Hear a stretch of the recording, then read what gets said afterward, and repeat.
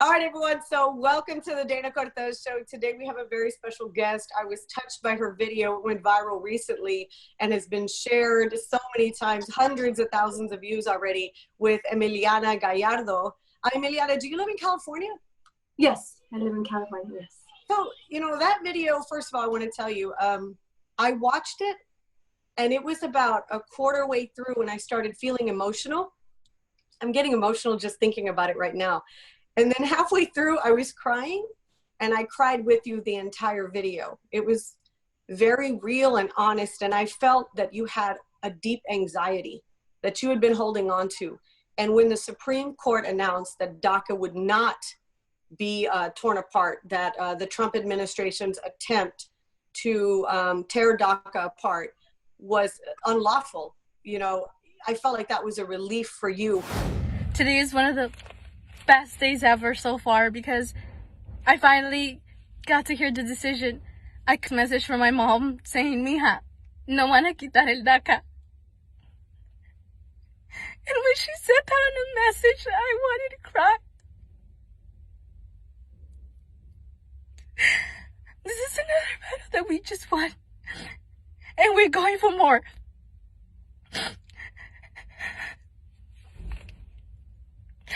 Our dreams, we're gonna continue to fight, because this is just the beginning. And I'm always gonna say it loud, say it proud. I'm a dreamer for life. Now maybe we're gonna have a cup. Now we're gonna be able to be relieved for a little bit, knowing that the program is gonna stay in, and they're not gonna try to take it away.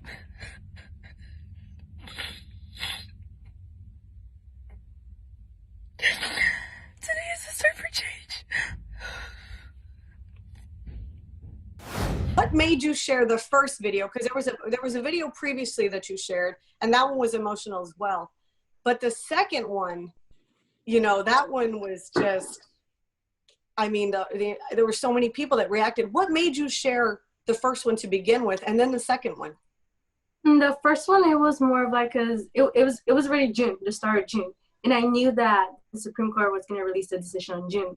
So I just started getting more scared, more anxiety, like the beginning of the month. And I was like, I felt like literally my thoughts were eating me, like from the inside. And I was like, I'm going crazy. I have to speak because I can't hide my feelings and I can't be in the shadows anymore because that's not a way of living. Like I was scared and I was like, I was like not sleeping either at the beginning of June. And I was like, you know what, like I'm going to express my thoughts and I'm going to say it. Because I thought that I was only going to do it for my friends, but I didn't expect this whole commotion. And I was just like, I'm going to say what I think and what I feel from the heart. And I didn't expect to get this reaction because I said what I said because I felt it and because I thought it was the right time. And I wanted people to know that we're humans and we need to like share our stories so they can know that and see us by how much we have contributed and that we're not aliens, how they think we are, like we're people. I love that you said you felt like you wanted to finally tell that part of the story, because I think that you spoke for so many people, and not just for those who are protected by DACA, but you spoke for an entire community that really cares about you. There's a lot of people here in this country that support DACA.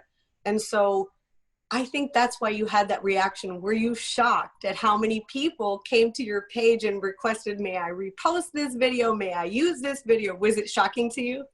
Oh yes, because I was working. I was going through all this because I was working and I was like, wow, my phone is like not stopping ringing, like it was ringing.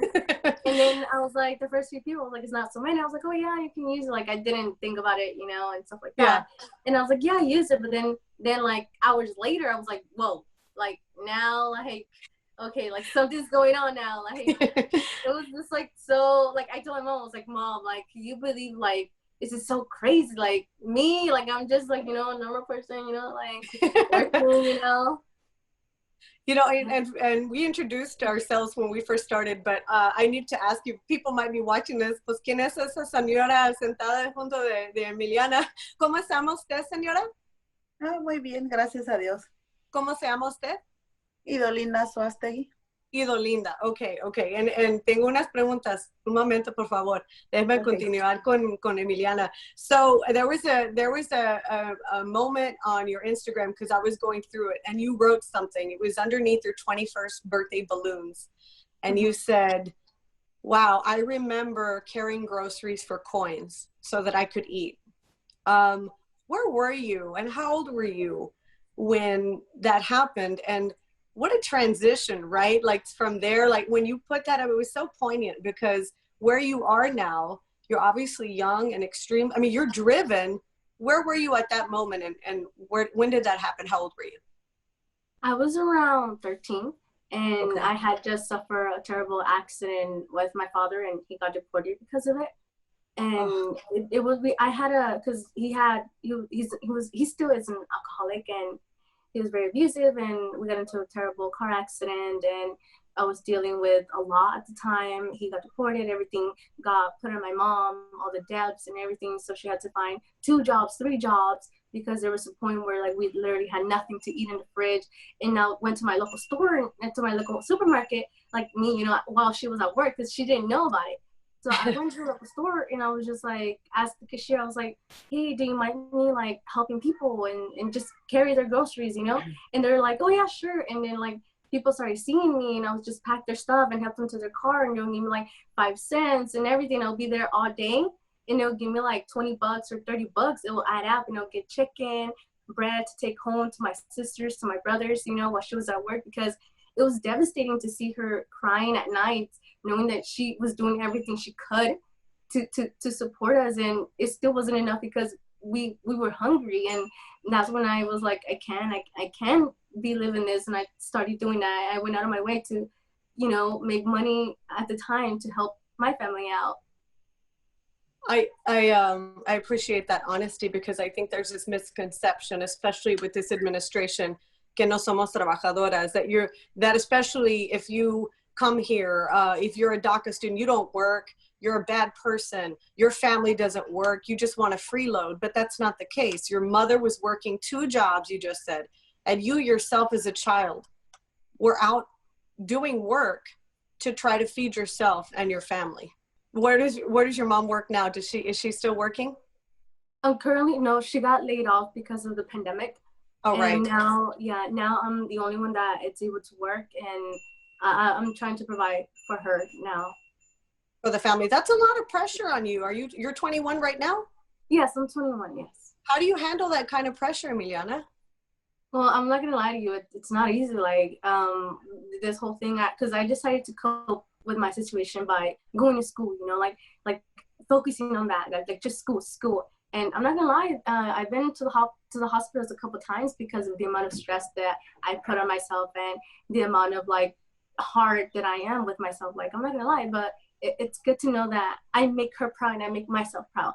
And I know that most people are texting me on Instagram too. They're like, you know, like, I appreciate you. And I was like, you know, like, the lucha todavía sigue. And it's just like, I don't know, it's just so unexplainable. Like, I don't know.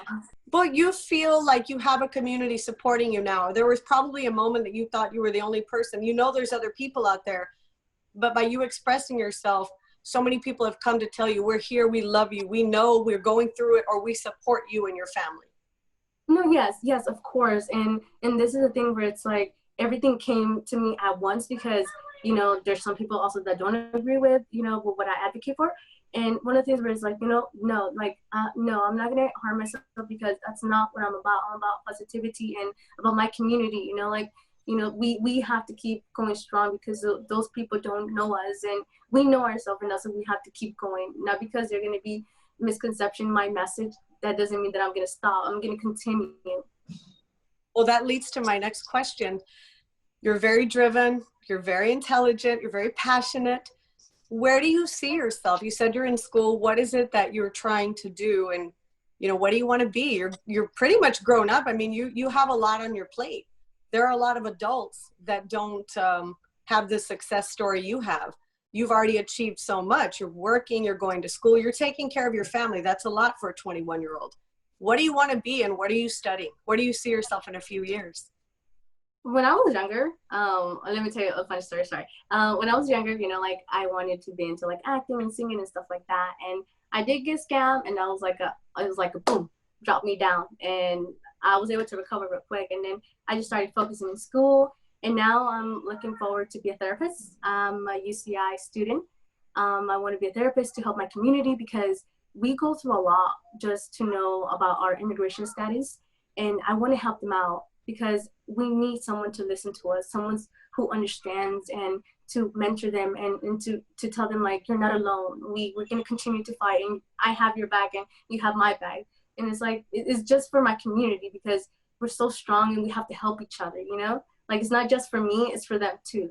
I love that you're still thinking about other people. What you went through, and I think why it made such a connection is, and why I wanted to talk about that when we first opened is the fact of you being so young and living through that. That's a lot of trauma. Am I going to be able to stay here, the only place you know, the only home you've ever known, or am I going to have to go somewhere where I don't have any family, I don't know anybody there, you know? It's a very scary question, but I'm glad that for now, we're good. And hopefully for forever, I'm hoping that you're protected and we come to some type of agreement to allow all of the DACA, you know, people to become citizens, to work toward their citizenship. At least you're a hardworking person. You contribute to this country, and that needs to be acknowledged. So thank you. I appreciate you very much. You know, like some people like said that, you know, I meant something that, oh, DACA cannot be harmed forever. And it's like, no, we won a battle and we still have to keep fighting for it because they're still gonna try and keep bring it down, you know. And I was like, that was my initial reaction of like something that I've been waiting for so long. And I want to tell people that, you know, we still have a long way to go, but if we stay together, we're gonna keep pushing and we're gonna keep winning. I know we will too. I know that. So, señora, quiero preguntarte una pregunta, por favor. ¿Qué quieres que la gente sepa de su hija Emiliana? Miren, yo lo que quiero es que la gente sepa de que ella ha luchado mucho. Me la traje pequeña y ha luchado mucho. Hemos tenido muchos problemas en la vida como todos. Hemos salido adelante. Yo quiero que escuchen la voz de ella, de que el sentimiento y en lo cual puede afectar a una familia si hubieran llegado a quitar el DACA. Para uno de madre es difícil ver como yo, cuando la miré a ella una noche antes de lo que iba a suceder, no pudo dormir. Yo disimulaba en decirle, oh, mija, ten calma, Dios no los va a abandonar porque ustedes no son delincuentes, ustedes son unos soñadores. No nomás el sueño de ella, es el sueño de muchos jóvenes y tal vez muchas madres como yo habrán pasado a lo mejor, no lo mismo, pero habemos madres que los toca vivir cosas que a veces uno no se lo espera, pero va uno sobreviviendo. Va pasando poco a poco con la ayuda de Dios. Yo le dije a ella, mija, Dios no los va a abandonar. Dios no va a permitir que hagan una gran injusticia, porque si llegara a pasar algo, eso sería una gran injusticia y Él no los va a abandonar. Créame que yo me sentía frente a ella, le mostraba como que no me afectaba, pero dentro de mí es mi hija. Dentro de mí yo solo decía, Dios mío, no permitas que pase algo que definitivamente desgarraría mi corazón, porque soy madre soltera con 5 hijos y gracias a Dios los he sacado adelante. Y aquí estamos luchando y como yo le digo, quiero decirle a la gente que es verdad, no es que el DACA ya se va a quedar, es una lucha que tenemos, pero yo quiero decirle a todas las madres de los soñadores que sigamos pidiéndole a Dios que Él es el que no los va a abandonar. Y yo sé que las luchas son muy difíciles, pero si no perdemos la fe, yo siento que sí vamos a seguir teniendo nosotros ahora como quien dice, la victoria. Pero yo me siento orgullosa de mi hija y la verdad, hemos pasado cosas muy difíciles, pero aquí estamos, luchando día a día, y yo quiero que toda la gente escuche su voz de ella, que lo que ella siente, porque ha habido gente que me la ha atacado, ¿verdad?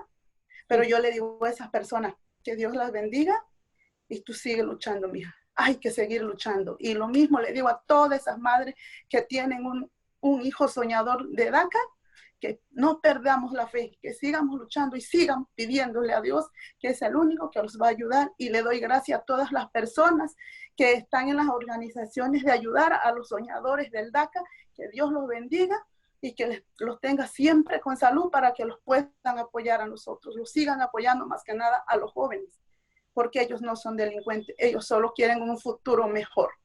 Y son trabajadores. Y son trabajadores. Mi hija trabaja. Ella trabaja. Y lo va a la escuela y todo. Y no quería llorar, y mirando, llorando. For anyone who doesn't understand Spanish, all she said was, well, she said a lot, but we have to keep faith in God. To any of the parents of DACA, children or young adults in this country, keep your faith. God is not going to abandon us. Justice at the end of the day will prevail. And that, as a mother, and Emiliana, that's why you started crying. I'm a mother, I have 3 daughters. All you want for your child is for them to be safe. And this was a very scary time. And, like your mom said, she stayed strong for you. And, for those of you who don't speak Spanish, she said, I was trying to, pretend almost that it wasn't affecting her. But deep down inside, she was very worried. I mean, there could have come a time that you would have to have left. And to be honest, you've been here since, how old were you when you came, Emiliana, to the United States? 6 years old. 6 years so you really don't remember much of anything except this country. This is your home. Yes. Definitely. Well, your mother is very strong and her words are very powerful. And I cannot wait to air this so that people can have an understanding of who you are, who your family is, and what a beautiful person you are inside. And you're just one of many of 700,000 plus others who are in the same boat, working, going to school, just doing the best they can. And so hopefully we'll come to an agreement very soon and a pathway to citizenship. I would love to see that for you, okay? So when that happens, and it will, because we're gonna manifest it, we're gonna say it right now, you're gonna come back on here and talk to me, right? Yes, I am, for sure. All right, give a message to everybody who is on your, Instagram, telling you how much they love you and how much they're praying for you. What's your message to those people and to other recipients of DACA as well? I want to tell them that this is a battle that continues and that they're not alone. We're in this together, and we're fighting because this is for our dreams and for our families, because this is home. We're not going anywhere. We contribute so much to this country to be just told, go back home to the place where we don't know. And it's okay to have 2 countries because that's in our blood. We feel it. And we got to stay strong and together. And we made it to the Supreme Court, that's how powerful our message is. And we're going to keep fighting it. And thank you so much for all the love and support that I'm getting. I didn't expect it, but I want to thank you all so much. And this is for you guys, not just for me. I want to tell them that this is for you guys, not just for me. And I'm here for you guys. You're not alone. We're going to keep going fighting. That's right. And it's not over. This is just the beginning. Muchísimas gracias, señora. Emiliana, thank you so much, mija. I'm so proud of you. I just can't wait to see what you're going to do with your life. I feel good because I feel like you're going to take care of us when we get older. I have hope for America. Thank you so much. Muchísimas gracias, señora. Thank you for your time. Que Dios te bendiga. Thank you. Igualmente.